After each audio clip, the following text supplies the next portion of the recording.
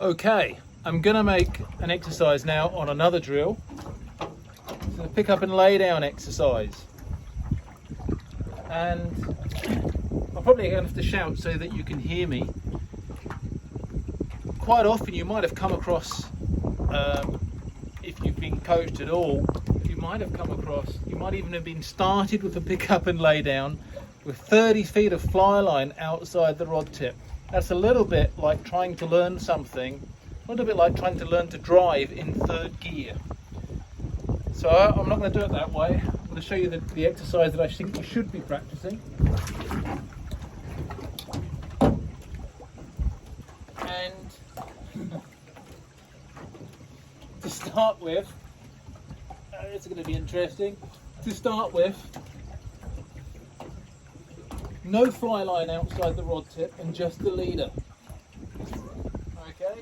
And I'm not going to teach you to pick up and lay down. I've already done that. That's in another exercise somewhere. That's in another video. But I just want you to practice just picking up the leader and picking it back down again. So I'm going to lift the line. I'm going to lift the leader off the water to the fly. Then I'm going to make my casting stroke. Now now when I make that back cast, I imagine there's a bell back there, like an imaginary bell, and I'm going to ring that bell with the fly. Now I'm going to add 3 feet of fly line. Okay, now there's 3 feet of fly line and my 10-foot leader. I'm going to lift the line off, and then I'm going to make the flick, ring the bell. You can make the noise if you want. It goes ting. So I come back, ting. Make my forward cast. Ting. Now I'm going to add another 3 feet of fly line. So now I've got 6 feet of fly line outside the rod tip. Now I know you're going to say, hang on Paul, where are you going? You're going to say, hang on Paul, how are you going to load the rod with only 6 feet of fly line? And you might have heard that you need 30 feet of fly line to load the rod, which isn't true. But this is not some magic spell that I'm doing. This is just how flycasting works. So now we've got 6 feet of fly line. I'm going to lift the line off, and then I'm going to make the flick, my casting stroke, ring the bell, and then put it back down again. Now, I want to make an observation to you here. And that observation is, when I pick that up, you can see that line angle.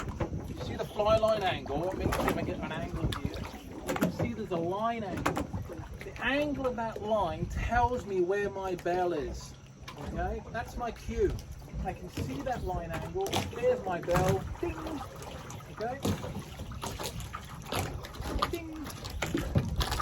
So you're looking. Now, when we're making the lift, we're looking to slowly pick this line up. We're not trying to rip it off.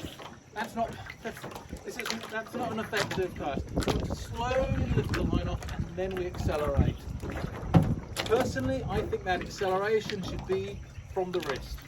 Okay? I don't think it should be this. That's too much. That's a low back cast. I've hit the boat behind me. All it needs to be is a very small, rapid movement of the wrist. Let's add 9 more, 6, what have I got now? About 12 feet, maybe 14 feet of fly line outside the rod tip. Going to slowly lift it up, flick. Now I'll let you work out the adjustments. The main one is, the more line that you've got out, and we will gradually increase to that 30 feet that instructors seem to think is important. The more line you've got out, the longer this lift is going to have to be. But the back cast really is quite similar. It's still this little flick movement coming from the wrist. So it's lift, flick. So that's the first part. And you can increase that. You can keep increasing your line. You can get to 40 feet, 50 feet. 50 feet's a huge pickup, but it is possible. As you get to a really long distance, you're probably going to have to do something else. You're going to have to maybe extend your arm a little bit, which will move that rod tip through a greater path. Okay. I like you know, when I make this, I personally, I like to, you know, when I make the lift, I like to lift the elbow coming from the shoulder, and I'll make the casting stroke by just flicking the wrist. Okay, but this is just stuff, that stuff you can play with. I think that's good form. That's part one. So short to long, making the adjustments. Part two of this, and I think this is a good thing to play with, is to try taking your hand to different positions. So I'm going to get out, I've got maybe, I don't know, whatever that is, 25 feet of fly line out there. And I'm going to go, this is my normal default position, but sometimes you're going to want to be off the side, or maybe sometimes you can even cast up here. You can try it over here. You definitely want to try it over the left-hand side. That's very important. But you want to play around a little bit with this. And when I'm playing around with this, I think about where is the elbow going to. And the reason I do this is because every once in a while, I get a student who has what I think is a, how will I put this? A weak positioning of the elbow. It may be out to the side, or it might be too high, or maybe it doesn't move at all.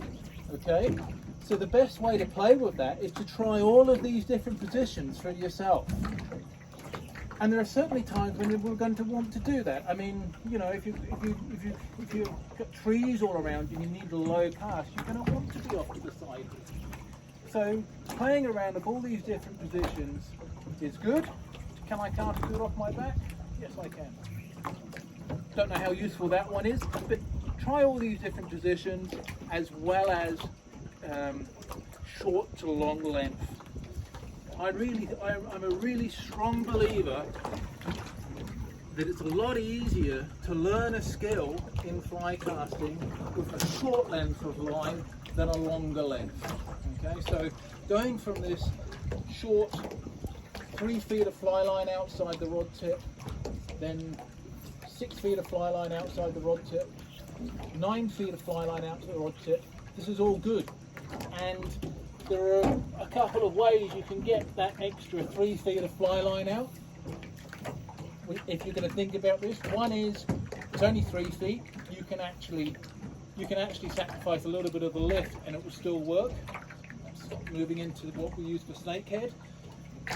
Another way to get 3 feet out is you can just shake it out and you can roll it out straight. I think a lot of instructors would do that.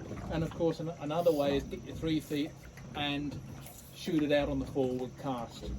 Just something there, you can play with those differences. But the real key is getting into a nice, comfortable position, smoothly lifting that line off the water. Peter Hayes has a very nice piece of advice. He says, watch how the line comes off the water. I'll put it over here. And if you watch as that line is peeling off, you'll see it forms a little waterfall. A little waterfall runs off that line as the line is being picked up. This lift is quite a steady pace. Okay, so that's the lift. We've lifted the line. I'm just going to pause here. Can you see where I've got to? And then at that point, it's going to be the flick. But we just blend them into one movement, lift and flick. So it's actually 2 parts nicely meshed together. Anyway, a really good practice drill. It's just one of those things. Just incorporates some of the things we need when fishing. How the hell do I get back?